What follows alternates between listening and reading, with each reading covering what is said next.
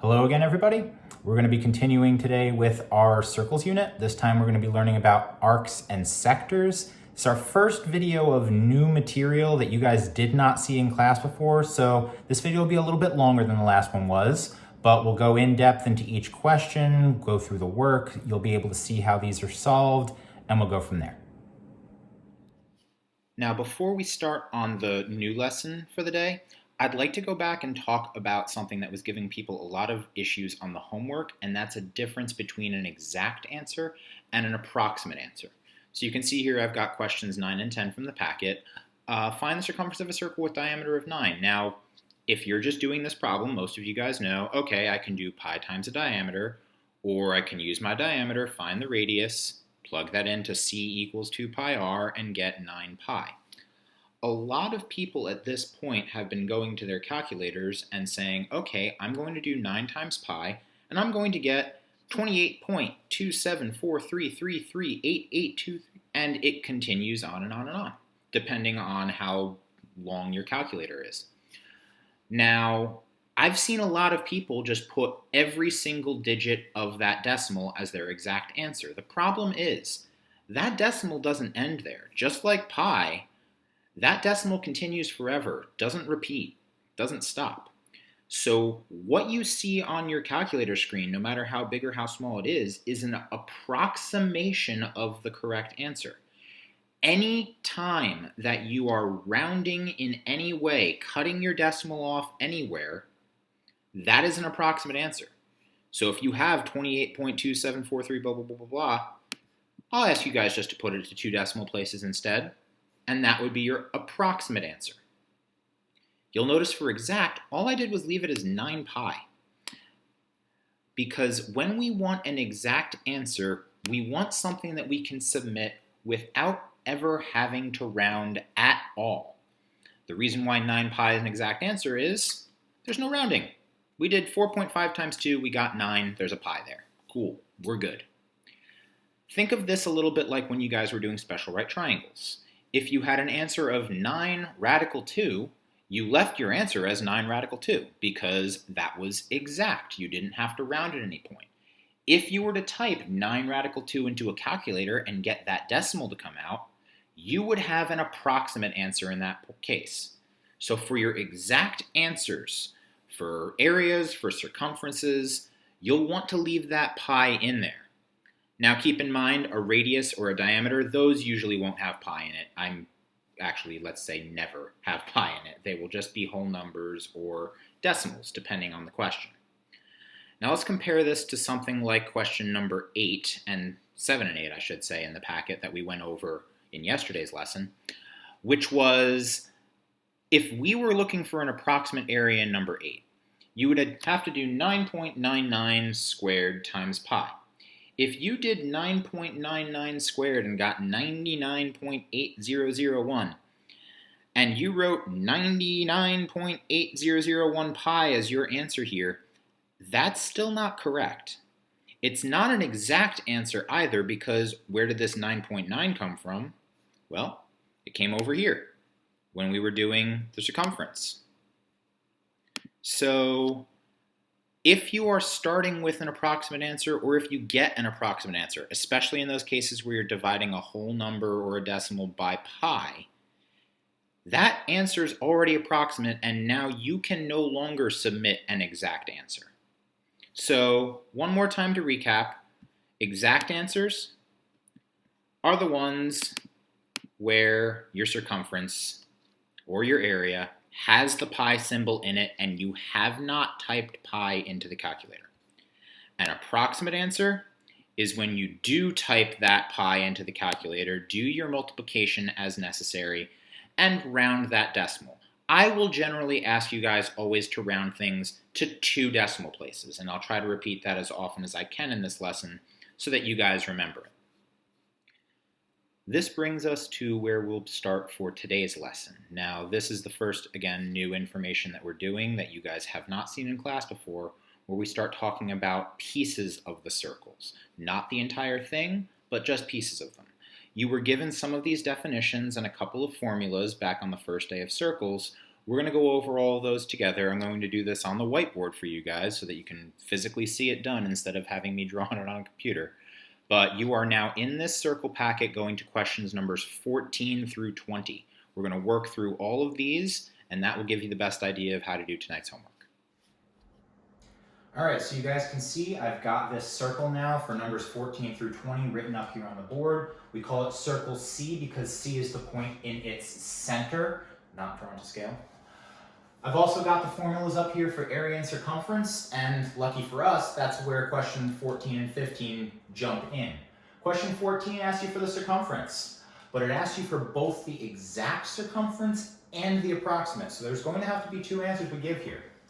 And just like I'd said earlier in this video, if you're asked for an exact answer, you're just plugging your radius in as you normally would. There's your 30 centimeters, so we'll put a 30 in here.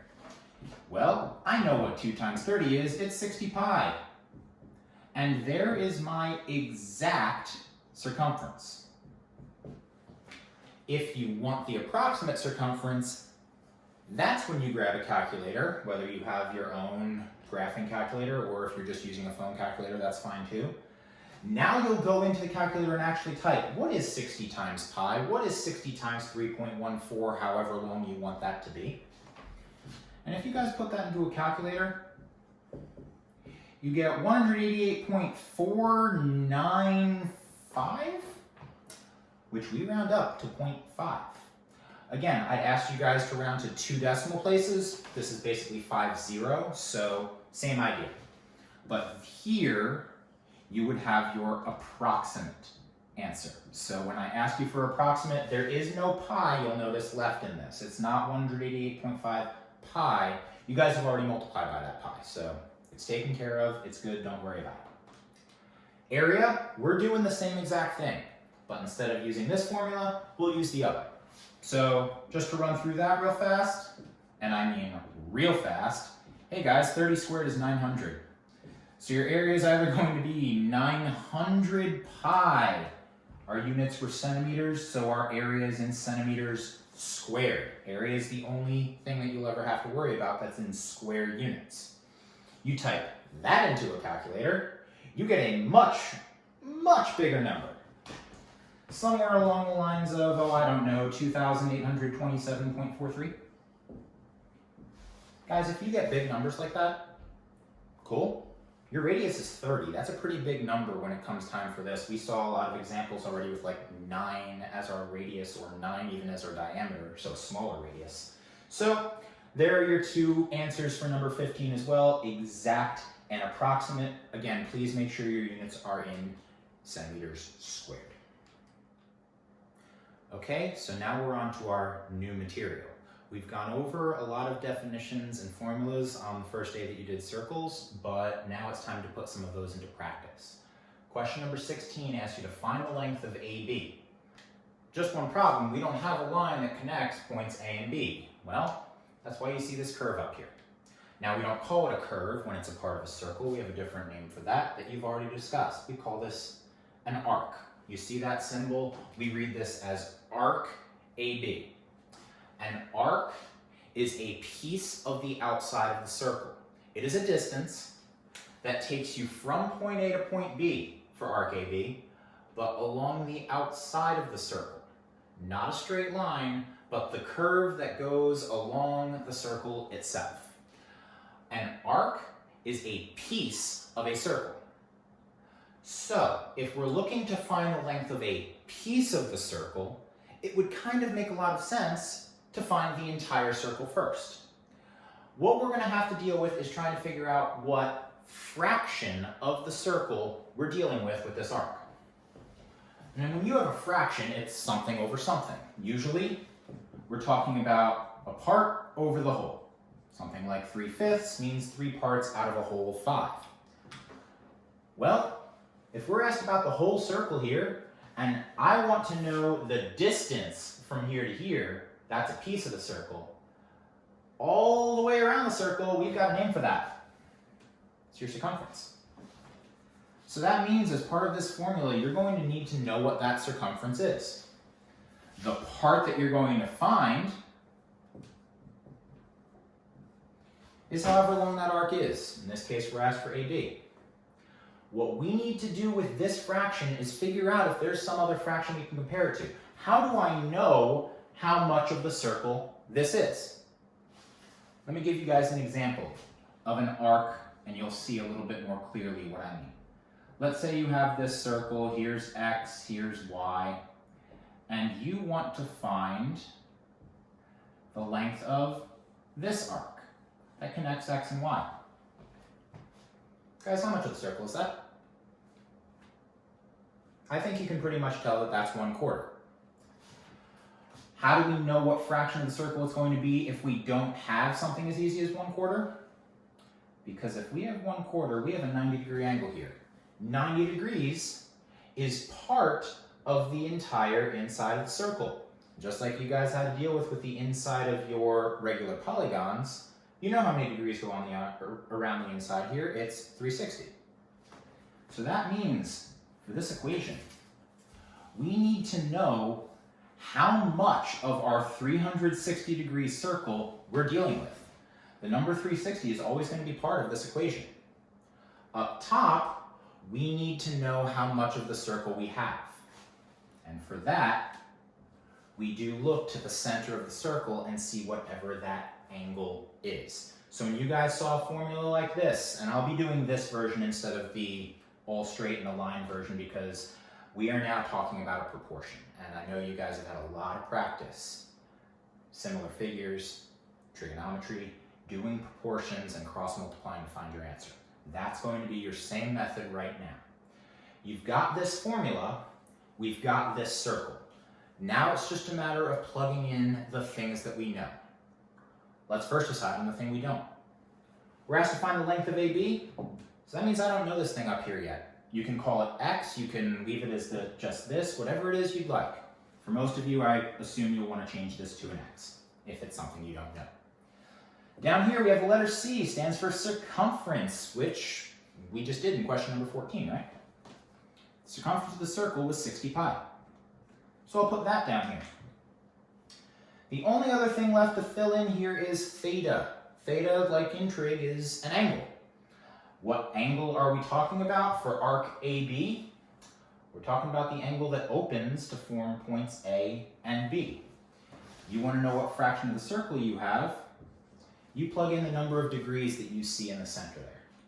So our 120-degree angle out of our 360-degree circle is what we're going to have to figure out in question number 16. Well, that's again going to involve some cross multiplication. Luckily, one of those is pretty easy, 360 times x, not so bad. Then you've got 120 times 60 pi. If you need a calculator for that, that's totally fine. You've got 7,200 pi. You'll notice I'm leaving everything as exact because, well, I don't know if I'm asked for an exact or approximate answer in this problem. On your homework, you will be asked for both. So if you're going to need an exact answer, leave it in exact form for as long as you can. Last step here, we want to get x by itself. You're just dividing both sides. We want the x by itself, so goodbye 360. Hello, 7,200 divided by 360. Lucky for you guys, that's a pretty nice number. And we get a circumference, we get an arc length of 20 pi. 60 pi was the entire circle. We get something less than 65 pi for a part of the circle. Cool. Just make sure at the end of the problem that you still put those units. We're still talking about a length, a distance from point A to point B, so we leave that in centimeters. Question number 17, a little bit trickier. We've got another new word that we're going to have to deal with here. You've seen the definition of it before. It's time to put it into practice. In number 17, we're asked to find the area of the sector. A sector bound by line AC, line BC, and arc AB. When you guys learned the definition of a sector, you saw that it was a region bounded by 2 radii and 1 arc. Well, here are those 2 radii right here. You're talking about lines AC and BC. We've already got this arc labeled, so I want to know the area of the section that's inside where I've just colored my lines. Guys, the easy way to think about this, your sector, you want to know how big a slice of pizza you have. Fair enough?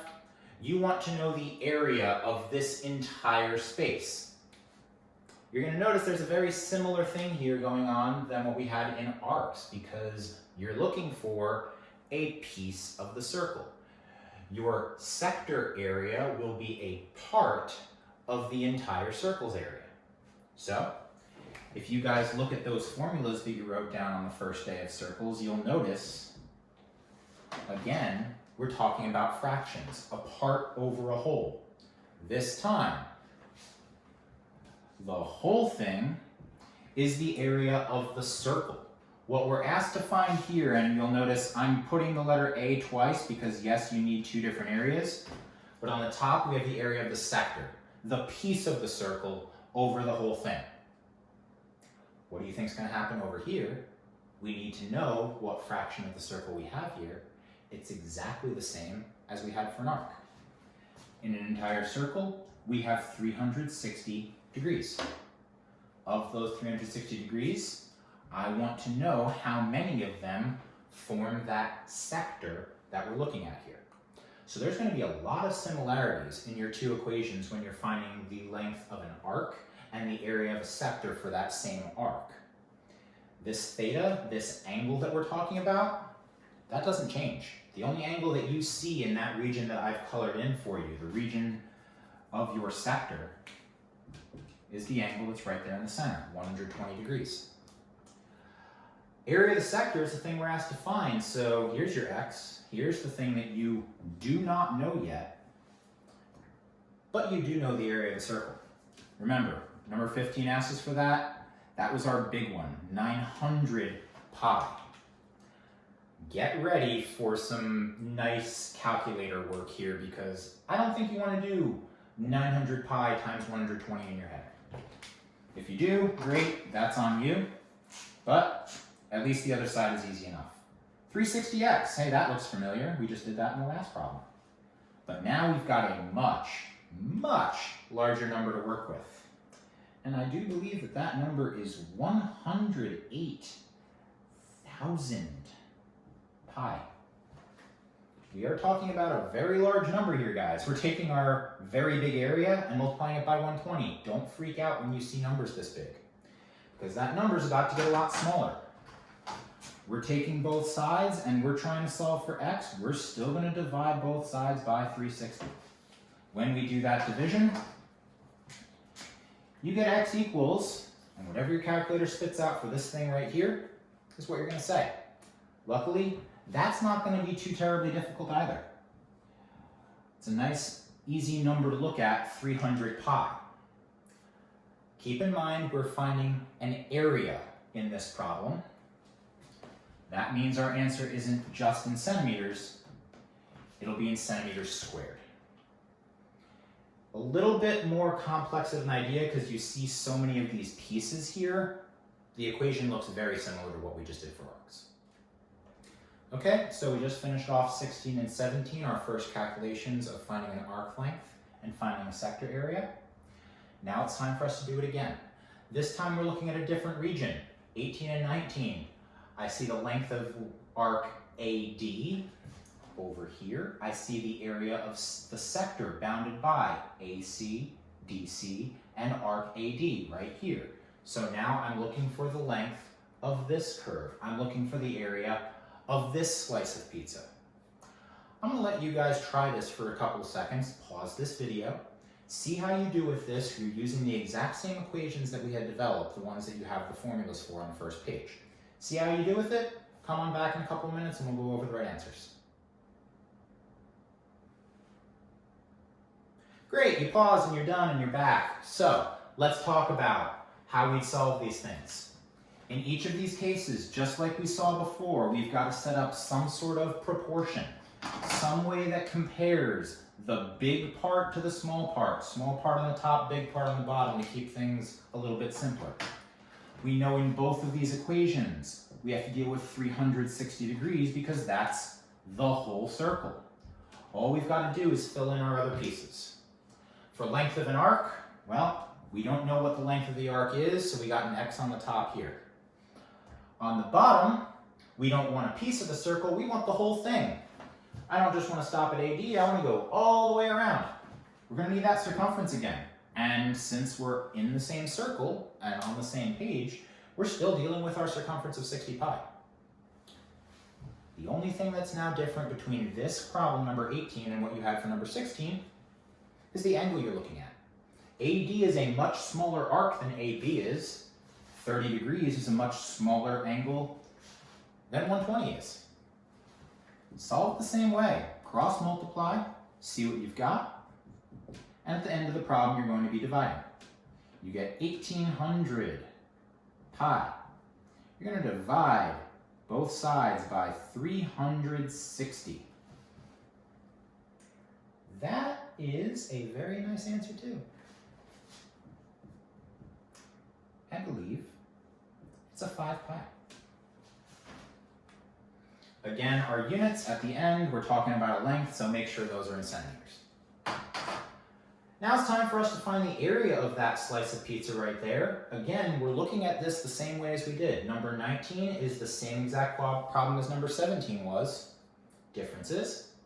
This time, we're talking about our smaller angle again. 30 over 360 because that's what's in the center of that slice. We're still looking for the area of a sector, so we don't know the thing on the top. What we do know is on the bottom here, we have to have the area of the whole thing. Once again, that's your giant 900 pi number. Time for us to solve for some stuff. Cross multiply here, and you get 360x is equal to, big number again, 27,000 pi. Fairly large. We're going to have to divide both sides by 360 here. What you're going to find out is, look at 75 here. 75 pi, centimeters squared. Again, we're talking about area. Make sure you have your square units. This brings us to our final question on this page, number 20. It's the challenge problem. It's the one that's the most difficult because what we're given is not the same information we were used to in the previous problems. In question number 20, if the length of arc DE is approximately 40 centimeters, we already know how long this arc is. We already know the length from here to here. It's 40. We're asked to find M arc DE.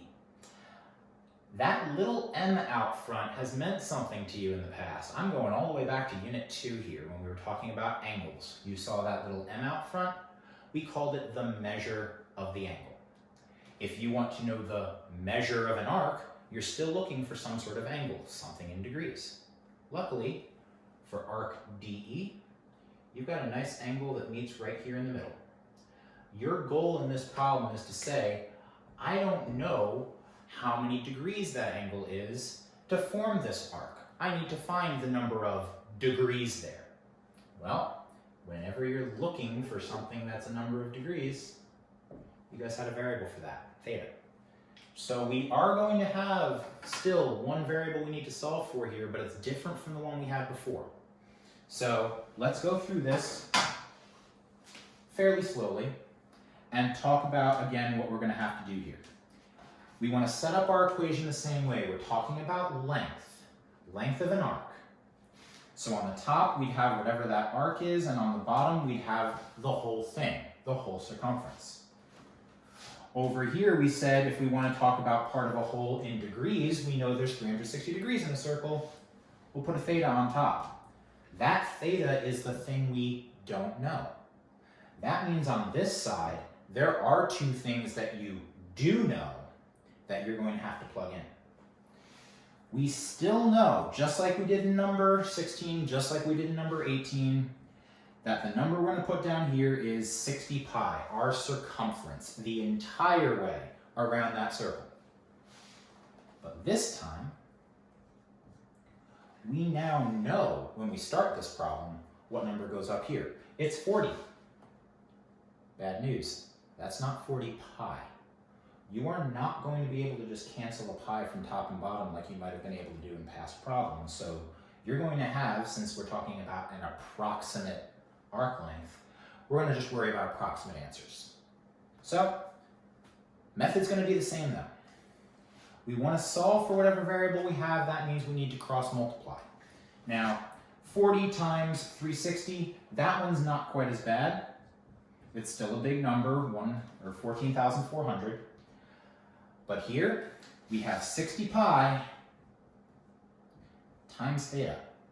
So you guys will notice, we've got a lot of stuff going on the left side now. It wasn't just 360x like we had in the previous problems, but 60 pi times theta. Well, if we want to get theta by itself, that means your last step here will be to divide by 60 pi. Now please remember what I talked about in the previous video, guys. If you want to do this in 2 steps, divide this number by 60, then divide your answer by pi, totally fine. In fact, in a lot of cases recommended, especially if you're using an iPhone calculator. If you want to try to put this all into the calculator at once, please remember you have to put parentheses around that 60 pi so that your calculator knows. Oh, by the way, do this math first and then take that decimal and do 14400 divided by it. Now, I'm not a magician, guys, so something like this where I'm taking a whole number and dividing it by pi, that's not ever something you're going to be able to do in your head. You'll grab a calculator, you'll type that in, and you get your final answer of theta equals 76.394. So we leave that as 39 degrees. Again, I'll ask you to put things in 2 decimal places. And that's it. The measure of this arc is the same as the angle that would have to go in here to make that arc. A little bit more challenging than the problems that came before it because you're not solving for the same sort of thing. But it still involves the same equation that you guys used in numbers 16 through 19. 16 and 18 because we're only talking about length. So, similar idea, a little bit more complex in practice. All right, this brings us to our next page and your homework that you're going to have to do here. Your homework's going to be questions numbers 21 through 24, all of which deal with this circle right here. You're given a radius of 10 feet for circle A. Number 21 asks you to find the area and circumference of the circle. I would like you to leave those answers as exact answers. You'll notice in numbers 22 and 23, you need to submit exact answers. You can't do that without knowing the exact area and the exact circumference. So 21 through 24 is your homework. Now, this is normally going to be due whenever you have class the next day, but my A-Day students, I see you guys again on Friday. My B-Day students, I don't see you again until the following Monday after spring break, so we're talking about the 13th. Therefore, since it's not fair that some of you would have 2 days to do this and the others would have over a week, every class will have this homework due on Monday the 13th. That gives you a lot of time, guys, to email me, ask questions if you have them over spring break. Come to the office hours that are available each of the days that you have for the rest of this week. Those are all valuable options for you. So again, 21 through 24 will be your homework, and you will have until Monday, April 13th. In addition to those homework problems, you guys will notice in the classroom post that included this video, you see a Google form there with just a few brief questions. This is just a check-in, graded not the same as a normal homework assignment. I just want to see what you guys recall, see what you guys remember, give you a little bit of practice. So answer those questions, submit that form as well by Monday, April 13th. Okay? Thanks, guys. That does it for the lesson. I'll see you again next class.